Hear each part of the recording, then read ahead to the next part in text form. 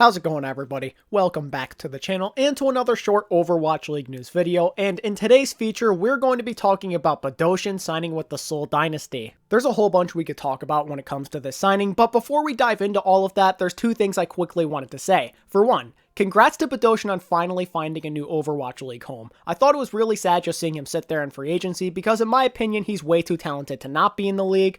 But also, at the same time, I can't really say I'm all that surprised that Seoul in particular signed him, because if you pay attention to the rumors like I have, then you know that Bdosin's kind of been linked to this team for a while now, so it was only a matter of time it kind of felt like. And it's not like he had a lot of options available to him, right? You know, he's not really known for his English. I've heard that he actually struggles with English quite a bit, so he was kind of just limited to full Korean teams it felt like, so realistically there were only a couple of teams he could have gone to. I personally think this was probably one of the better places Bdosin could have gone to, and that gets me into point number one I wanted to talk about in this news video. I think the Seoul Dynasty made a good move here. It's not an amazing one. I don't really think that Bdosin is the greatest player in the world or anything like that, but it's still a good pickup nonetheless. And there's a multitude of different reasons why this works out for both sides, right? For one, like I said, Bdosin gets to be on a full Korean team still, doesn't have to worry about speaking English, but also, he already has experience playing with Profit and Gesture. He was on London with them for 2 straight seasons, so if you want to play all 3 of those players at once, then it could work out pretty well since they have the chemistry going for them already. You also have to remember that Seoul now has 2 flex support players on their roster, and I'll basically just sound like a broken record at this point because I've said it so many times here on the channel already,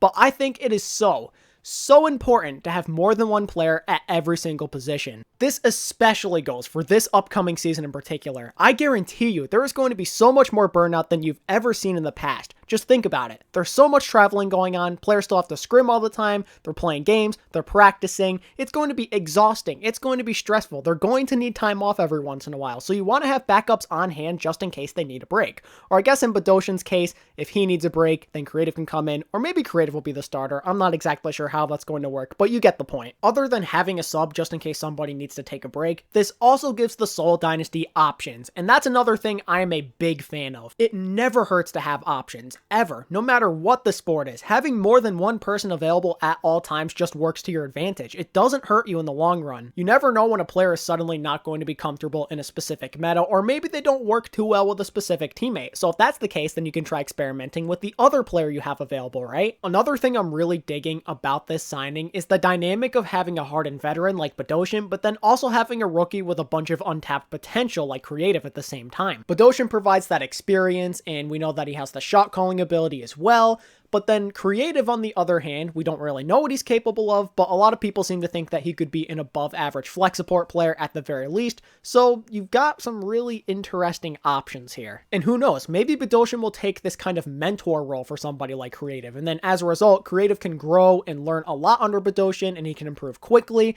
Then there's also the chance that we're going to have some competition between the two, right? It could help both of them sharpen their skills a lot since they both want to be the starter, obviously. That begs the question though, and make sure to let me know what you think down in the comment section. Will Bdosin be the guaranteed starter on the Seoul Dynasty right from day one? I think the logical answer is yes, but Seoul did sign Creative for a reason, so perhaps he's even more capable than we think, and he'll end up taking the starting role. That's enough about both of the flex supports on Seoul though. Let's specifically talk about Bdosin again. So what does he bring to the table? Well, first off, I did already mention he does have the synergy with former teammates of his from London, he has good shot calling, he's a veteran, he has experience, but I also just think that in general, he's a pretty good player. Now, I will admit that Bdosin did kind of go into a slump in 2019 because in 2018, he was considered to be probably the second best flex support player in the league, only behind Jonek, but this year, most people didn't even have him in the conversation for top tier flex support in the league. But even so, he was definitely still an above average flex support player in the Overwatch League, and he had his moments. There were times where he really shined brightly. And what I love about Bdosin is that he's always been a pretty flexible player. Now, obviously, in today's day and age where you have 2-2-2 Roadhog, he can't play Roadhog or anything like that, but strictly looking at his support hero pool,